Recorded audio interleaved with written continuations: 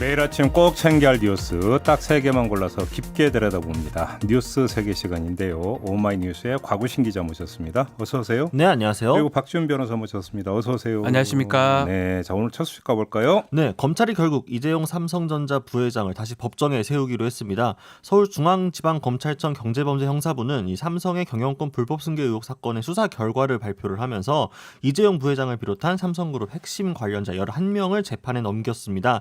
1년 8개월 만의 수사 결과이자 이 2달간의 장고 끝에 수사심의위원회 권고를 불복한 셈입니다. 바로 그건데 수사심의위원회에서 기소하지 말라고 권고를 했잖아요. 네. 그런데도 이제 기소를 하지 않았습니까? 이거에 대한 검찰의 입장이 나왔습니까? 네, 이제 검찰이 내 외부 의견을 청취한 결과 이 기소가 필요하다는 결론을 내렸다면서 크게 4가지 점을 짚었는데요. 이 기업 집단의 조직적인 자본시장 질서 교란 범행으로 사안이 중대한 점, 객관적 증거로 입증되는 실체가 명확한 점, 또 국민적 의혹이 제기된 사건으로 사법적 판단을 받을 필요가 있다는 점, 마지막으로 총수 이익을 위해 투자자 보호 의무를 무시한 배임 행위의 처벌 필요성이 높은 점을 들었습니다. 그래요. 결국은 이제 근데 이렇게 했는데 재판에서 만약에 무죄가 나온다. 네. 이제 이러면 이제 문제가 심각해지는 건데 결국은 핵심은 결정적 증거를 확보했느냐 그렇죠. 안 했느냐 이거 아니겠어요? 그렇죠. 수사심의에서도 왜 수사 중단하고 불기소 결정했냐면 증거 부족 등도 이유가 있는 거거든요. 네. 그거는 뭐냐면 삼성측은 계속 그 주장을 합니다. 이게 뭐 시세 조종이고 경영권 승계를 위해서 한 거는 맞는데 이재용 부회장은 몰랐다. 했다 하더라도 뭐 그런 네. 주장을 계속 했었고 그런 것들이 수사심의에서 받아들여졌는데 과연 재판 과정에서 검찰 주장대로 이재용 부회장이 알고 있었고 불법적인 경영권 승계를 위해서 했던 것이냐 이제 입증을 하는 부분인데 뭐 녹취 파일하고 그 프로젝트 지문건이라는 그 2가지가 좀 증거 같습니다. 네. 검찰에서는 특히 녹취 파일 안에 회의 과정에서 누가 한 명이 녹음을 해놨는데 그 녹음 내용을 들었을 때는 이재용 부회장이 충분히 인식하고 지시를 했을 것이다 라고 이제 얘기를 하는 거고요. 또 이 자료가 수사심의에 제출되긴 했었습니다. 그래요? 근데 다 제출된 건 아닌 것 같아요. 그래서 이 자료들이 앞으로 재판하는 과정에서 가장 중요한 증거가 될 것으로 보입니다. 알겠습니다. 자, 그 조금 전에 이제 곽우신 기자가 전해주시면서 검찰이 내외부 의견을 청취한 결과 그러니까 기소가 필요하다 이런 결론을 내렸다고 전해주셨잖아요. 네. 오늘 한겨레를 보니까 수사심의위원회 권고 나온 다음에 검찰 수사팀이 한 80명? 네. 뭐 경제 금융 쪽 전문가 한 80명의 의견을 들었다고 이렇게 그 보도를 했더라고요, 한겨레가. 네. 그래서 여기 이제 업무상 배임죄, 요게 이제 그 의견을 청취해서 추가한 거라면서요. 그렇죠. 이게. 업무상 배임이란 뭐냐면 타인의 사물을 처리한 사람이 배신해서 타인한테 손해를 입히고 자신은 뭐 이익을 얻건 이런 부분인데 네. 특히 주식회사 같은 경우는 주주가 타인에 해당합니다. 이런 어떤 시세 조종이나 불법적 거래 아니면 자본시장법 위반을 하면서 주주들한테 손해를 입히기 때문에 이 네. 부분이 업무상 배임에 해당한다라고 검찰은 본 것입니다. 네, 정리를 하면 검찰이 수사심의위원회의 권고가 아니라 경제금융 전문가들의 권고를 따랐다. 뭐 이렇게 정리해도 되는 겁니다. 쉽게 말하면 그렇죠. 수사심의위원회 이래 되면 이게 필요하나 이런 얘기가 앞으로 나올 것 같습니다. 근데 그게 이제 제가 볼 때는 이재용 부회장의 재판 결과에 따라서 네, 그렇죠. 달라지겠죠. 만약 여기서 그 법원이 유죄 판단을 내는데 그때는 수사심의위원회 권고가 문제가 맞네. 있었다는 이야기가 되는 거니까. 유죄면 이제 잘못됐다고 하는 거고요. 그렇죠. 이제 무죄가 된다면 네. 수사심의위원회 그러니까 수사도 더 이상 할 필요 없고 기소도 할 필요 없다 이런 권고가 그러면 말이 안 되는 권고에 그렇게 되는 거니까. 예. 그러면 재판 결과에 달렸다고 봐야 되겠습니다. 네, 그렇습니다. 알겠습니다. 자, 2번째 뉴스로 넘어가죠. 네, 추미애 법무부 장관 아들의 군복무 도중이 휴가 미복귀 의혹에 대해서 이게 재차 정치권 쟁점이 되고 있습니다. 2017년 추 장관 아들이 카투사에 복무하던 당시 추미애 의원의 보좌관이라는 사람이 부대에 전화를 해서 병가 처리를 요구했다는 주장이 새롭게 제기된 겁니다. 그래요. 이게 지금 계속 이제 죽지 않고 계속 이제 네. 잊을만 하면 한 번씩 이제 계속 나오고 있는 그 맞습니다. 의혹이잖아요. 좀 정리를 하면 어떤 거예요? 그러니까 이제 그 신원식 통합당 의원이 이야기를 한 내용을 좀 바탕으로 다시 정리를 해보면요. 그러니까 이제 2017년에 추 장관 아들이 복무를 하던 도중에 병가를 이제 2차례를 쓰게 됩니다. 근데 이제 병가를 다 쓰고 휴가에 복귀를 해야 하는데 당시에 이게 그 휴가에 복귀가 되지 않았었습니다. 그러니까 휴가에 원래 복귀가 되지 않으면은 기본적으로 이제 미복귀니까 이제 탈영수로 그렇죠. 잠깐 그렇게 되든가 되죠. 해야 되는데 이 부분에 대해서 이제 개인 연가로 연장이 되면서 정리가 됐었거든요. 근데 네. 이게 이 휴가 처리하는 과정에서 기존 절차나 규정을 제대로 지키지 않고 당시 이제 추미애 의원 등의 권력이 개입을 해가지고 일종의 특혜를 준 것이다 이런 시비였거든요. 쉽게 얘기하면 이때 2017년이면 추미애 장관이 그 민주당 대표를 하고 당대표 있을 때고, 시절입니다. 예. 그러니까 집권 여당의 당 대표의 아들이, 그러니까 결국은 집권 여당 대표의 뒷배를 이용을 해서, 그러니까 탈영으로 처리가 되는데 그렇게 처리가 되지 않았다 이런 얘기가 되는 건가요, 정리라면? 예, 뭐 그런 주장이 지금 계속 뭐 이제 이제 뻘이만 하면 또 주장이 되고 이래서 또 국회에서도 파행도 좀 되고 있고 이러는데 뭐 제가 법무관 출신 아니겠습니까? 아 맞아요, 예. 소령까지 했었고, 했었고. 예비역 소령. 네. 이렇게 잘 안 하려고 했는데 아, 예. 행정적 부분 같아요. 예컨대 진짜 정말 직권남용이 문제가 되려 그러면 뭐 음. 군대를 빼버렸거나 그런 식으로 돼야지 좀 이 통합 당시에 문제 제기해도 그게 조금 국민들이 봤을 때는 그러려니 하는 고개 끄덕거릴 수 있는데 며칠 정도 이렇게 행정 실수 글쎄요 탈영을 그렇게 막는 경우가 군에는 잘 없거든요. 제가 알기로는 없습니다. 예. 뭐 일반인 같은 경우도 저는 가능하다면 행정적으로 가능한 부분도 있는 거거든요. 아 근데 거꾸로, 그러니까 지금 오늘까지 그 이제 휴가 마치고 복귀를 했는데 안 오고 전화 띡 해가지고 좀 그 며칠만 좀 미뤄달 이런 경우도 없잖아요, 근데. 그러니까 불가능하죠. 불가능한데 예를 들어서 몸 상태가 안 좋다고 하면 그게 행정적으로 가능한 부분이거든요. 그래요?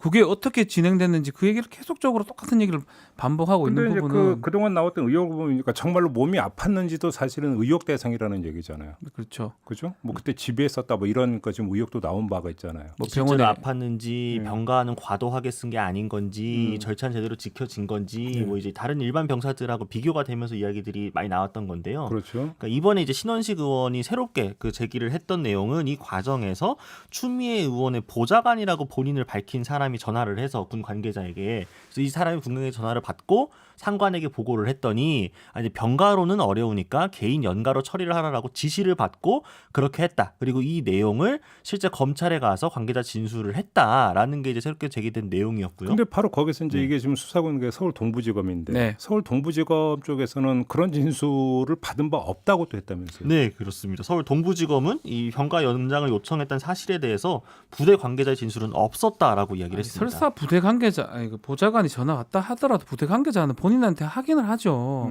요새 세상에 전화가 바로 되는데요. 예. 얼만큼 아프며 너 안 오면 탈영인데 안 올 거냐? 당 대표 아들니까 안 가겠습니다. 그럴 사람이 어디 있습니까? 그러니까 그런 부분들이 자꾸 좀 상식적으로 접근을 해야 되거든요. 근데 뭔가 자꾸 특혜다, 평등이 안 맞다. 그 얘기를 하려고 보니까 이게 보좌관이 전화했다 손치더라도 하긴 합니다, 당연히. 너 안 올래? 안 오면 너 군무 이탈인데요. 그러니까 그런 부분들을 상식적으로 좀 얘기가 돼야 되는데 예. 계속 그냥 뭔가 정치 쟁점화되는 뭐 상황인 것 같고 수사 중이라서 제가 더 이상 뭐 얘기할 건 없는데 여기서 이제 모분 답안은 이제 검찰이 수사를 하고 있으니까 수사 결과를 한번 기다려 보자가 모분 답안이 되겠으나 지금 그 미래통합당 의원들 같은 경우 계속 의혹을 제기하는 이유는 그게 대상이 누구냐? 추미애 법무장관 아니냐? 그러니까요. 법무장관 아들의 문제인데 검찰이 제대로 수사를 하겠느냐?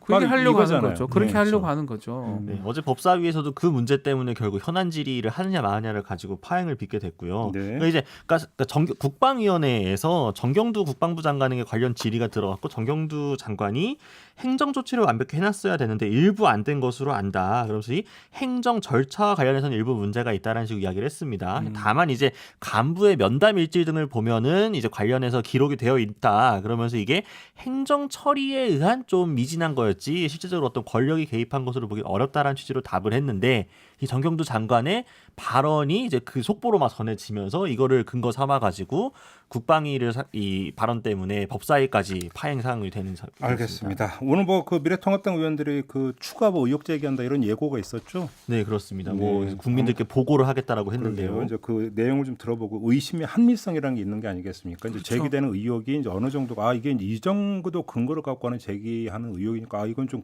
이렇게 볼 수도 있겠다. 이런 국민적 어떤 그 공감대가 형성이 안 되느냐, 되느냐 안 되느냐 이게 또 중요한 문제니까 오늘 한번 그 나오는 걸 보죠. 봐야 될 것 같습니다.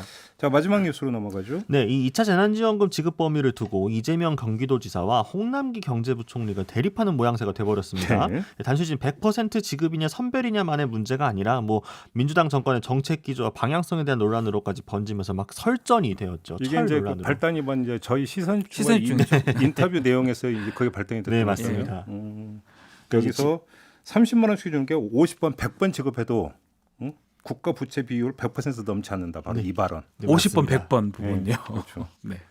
아무튼 이거에 대해서 이제 철없다라고 하는 발언이 나오면서 문제가 커진 거잖아요. 네, 그렇습니다. 이제 철없다라는 발언을 홍남기 부총리가 한 건 아니었고 이제 이미자 통합당 의원이 이 발언을 근거로 이제 질의를 한 거죠. 그래서 네. 이거 발언에 대해 어떻게 생각하느냐, 이게 철없는 발언 아니냐, 그러니까 아주 철없는 얘기죠. 그렇죠라고 이미자 의원이 물어봤는데 여기 홍남기 부총리가 네, 저는 그렇게 생각합니다라고 답을 하면서 홍남기 부총리가 이 철없다라는 이미자 의원의 평가에 동의한 거 아니냐라는 식으로 이야기돼서 좀 여권 내부의 감정 싸움으로까지 번지는 모양새가 됐습니다. 그러니까 이게 이제 그러니까 정책 제안에 대해서 옳다 그러다라는 이야기를 할 수가 있는 거겠지만 철이 있네 없네라고 하는 것은 사실 인신 공격에 해당이 될 수가 있는 거니까 일단 여기서 첫 번째 문제가 있다라는 것이고 그렇죠. 두 번째는 공개된 장소에서 임명직 공무원이 선출직 공무원에 대해서 그렇게 이야기할 수 있는 것이냐.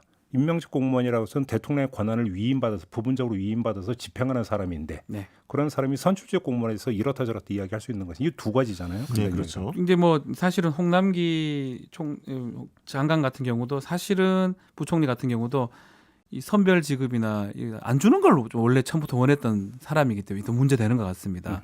아마 본인이 얘기한 건 아니에요. 아예 철없는 것입니다. 얘기한 건 아니고 좀 애둘러서 표현했는데 근데 이제 저도 그 국회에서 문답을 봤는데 이게 하다가 그냥 네 한 게 아니라 약간의 0.5초 내지 1초간의 네. 어떤 이 뜸들이는 그 타이밍이 있더라고요. 예. 이제 근데 문제는 하다가 이제 그냥 그 딸려가면서 그 이제 부지불식간에 그 답변을 한 건지 아니면 한번 머릿속에서 그러니까 돌고 나서 답변을 한 거지. 이것도 이거 사실은 중요한 문제인데 이거 뭐 알 수가 없는 우리 거고. 본인 마음이. 근데 본래 본인이 이제 주장했던 내용하고 맥락은 맞으니까요. 철이 없다라는 그 공감을 하는 발언이 돼버렸거든요. 네. 이 부분은 뭐 좀 문제가 됐고 그러다 보니까 이재명 지사도 철 좀 들겠습니다라고 또 SNS에 글을 또 썼더라고요. 아무튼 그럼에도 불구하고 홍남기 경제부총리가 책임 있는 발언은 아니다. 더 정리하면 무책임한 발언이다. 라고 하는 어떤 답변 요지는 어제 또 이야기를 했어요. 네, 그렇지 그렇습니다. 않습니까? 철 문제가 아니고 책임 없는 발언에 이제 그러니까. 쟁점을 둔 것이죠. 이제 무책임한 어떤 제안이다라고 하는 어떤 본인의 주장은 이제 굽히지를 않은 건데요. 아무튼 이렇게 되면서 사실은 이게 이제 정책 논쟁으로 가는 거 아니겠습니까? 그렇죠. 그 이유를 좀 지켜봐야 될 것 같고요.